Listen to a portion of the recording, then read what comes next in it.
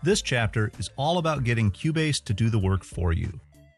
Now, two of your biggest helpers are automation and compression. We looked at each of these briefly in the quick start videos, but here we'll get in a little deeper. By the end of this chapter, you'll have a better understanding of the automation panel, automation editing, and how to get started using multi-band compression. Gone are the good old days of gathering friends and relatives around the analog mixing board to do a mixdown. Now, Cubase can memorize almost any move you make. To review, automation uses the terms reading and writing. You engage write mode, begin playback, and move things.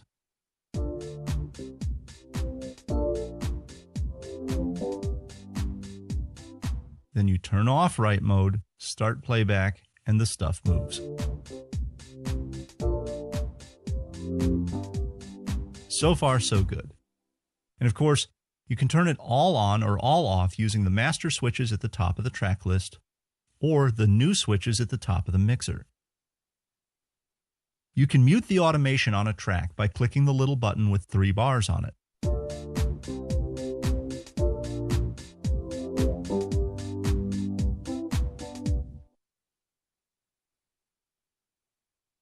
And by now you've figured out that you can open sublanes, pick out something that you want to automate, and draw in the data by hand.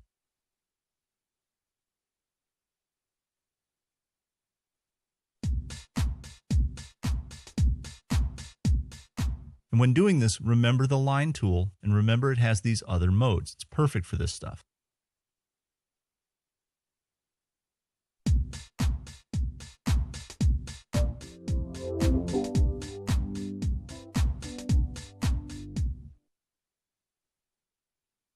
To automate a plugin, you can right-click on a control and select the automation lane for that control.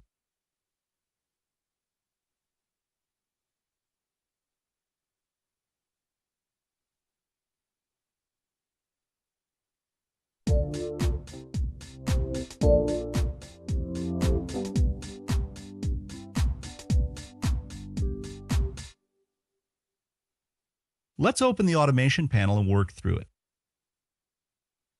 Now, the buttons in the corner do the same thing as the buttons over the track list. The next button is the one with all the baffling terms, and the tooltip is almost no help here because all it says is global mode, which doesn't really tell you much. And none of us ran across the terms touch, latch, and crossover in music school, but there's nothing to it. These modes simply tell Cubase what to do when you stop recording automation. Do you want what you were just automating to stay put, to snap back, or to keep going? It would have been easier if they'd used the terms sit, come, and heal, because that's basically what they do. Now to set this up, I'm going to mute the audio so that we can just focus on the automation. And I'm also going to move the mixer over and strip it down so that you can see the fader in question. Now, you can't see the moves that I'm making on my control surface, so keep an eye on the track list. When that turns red, I'm moving the fader, and when there's no red, the automation is moving the fader. Okay, here's the weird part. There's no difference between these 3 different modes when you're writing your initial automation pass. I think this is why even those people who experiment with this often give up. So let's lay in some really basic automation to get started.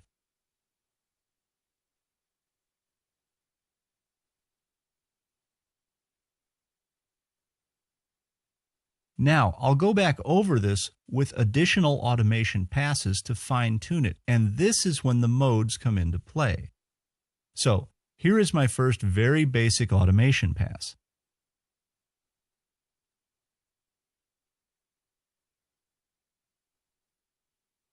Let's go back to the top and take a second pass. Now, if you select touch, the automation changes you make will last only as long as you're touching or moving the fader. As soon as I let go, it snaps back to the previous value. That's why nothing changes on the first pass. There's no baseline for it to snap back to. Use this mode for tweaking your first pass.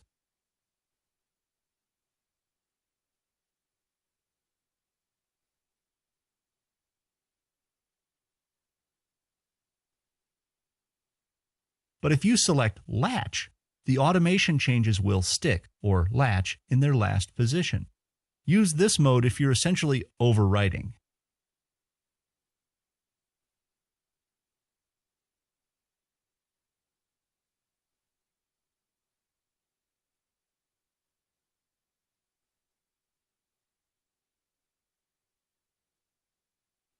Crossover is a little weird. Crossover is a very specific type of fine-tuning. It overwrites until you re-intercept the first pass, and then it disengages and keeps going on its own until you touch the control again. And this will be easier to show you than to tell you. So let's get rid of that first pass. Now, I'll automate some long, slow volume changes. And again, whenever I'm writing data, you'll see the track turn red.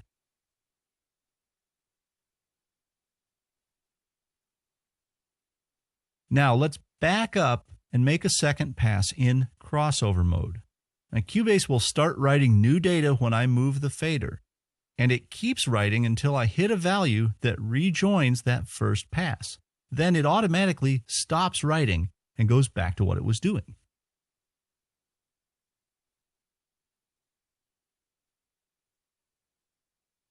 Now let's look at how to edit what we've written. The most basic type of editing is trim. It's sort of like a volume control for the entire automation lane. So for this, let's pretend that the bizarre volume curve I just created is perfect, except that we want the whole thing just a little lower. Make another pass. And you can make adjustments without redrawing the curve. So if your volume changes are all good, but they all need to be just a little quieter, use this. If you want even more control, turn off the trim and select the area that you want to work on. Hover over the selection until you get a window frame like this, similar to what we saw in Note Expression. Hover over the smart spots until you see the tool appear, then click and drag. Now you can tilt the automation in and out, you can pull it up and down, you can even compress it. If you want to do this to the entire track, select All first, but you'll have to scroll to the end to get to the last two smart spots. The rest of the panel is mostly on and off switches. You can pick what you want to see and if you want to suspend the read or write functions. This lets you turn off one type of automation project-wide. The fill function tells Cubase to take whatever you've automated and run that value to your stopping point. So if I turn on fill to start, then draw in a new value, Cubase extends that value all the way back to the start. You get the idea. Now I have two other tips for you. Call up your automation preferences with the gear panel. For whatever reason, this is the only way to get to them in Cubase. First, the Display Data on Tracks feature is handy. It gives you a ghost image of the audio behind the automation. Second, if you're using a control surface like the CC121, try turning on Reveal. Then whenever you move something new on that control surface, the automation lane pops open on the screen. The return time window on the right lets you set how fast things snap back when you're in touch mode. So let's suspend all and put automation away for the moment so that we can take a brief look at multiband compression. I'll assume that by now you understand the basics of compression and EQ. If they're still a little fuzzy, run through the quick start videos again. Multiband compression is a fairly simple concept and a really handy tool. Now to keep the demo simple, I'll insert the compressor on this track, but in a mastering situation, you'd probably drop it in across the main bus. Now let me close up all the other stuff so that we can focus on this effect. The basic concept is that you can split your signal into 4 different bands and compress each one individually. This way you can, for example, compress the low end a bunch but leave the high end alone. Now, there are 2 basic sections to this device, the filter part on the top and the compressor part on the bottom. The first step is to set up your frequency ranges with these handles.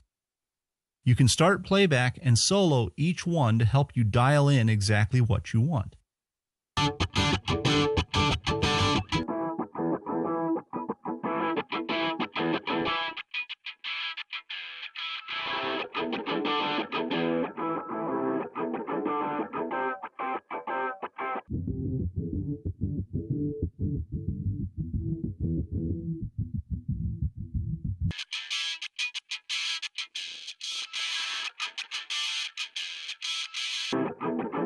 Okay, once you have that band focused, you can cut or boost the entire frequency range.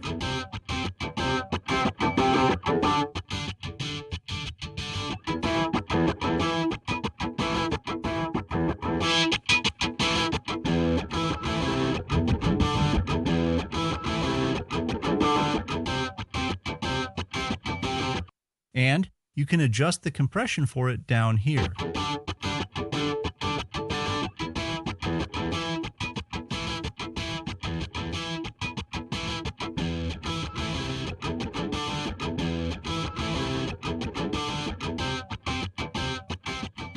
And you can use the solo to check out the results, like this.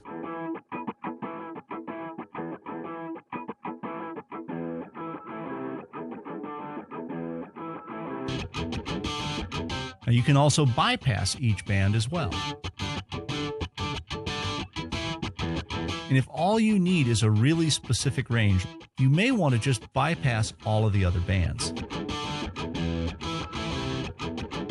Now, you can also choose from a whole bunch of professionally done presets to help you get started. Anytime you reach for a compressor, try a multiband too and see if it doesn't give you a little better precision. Now let's move on to the next chapter.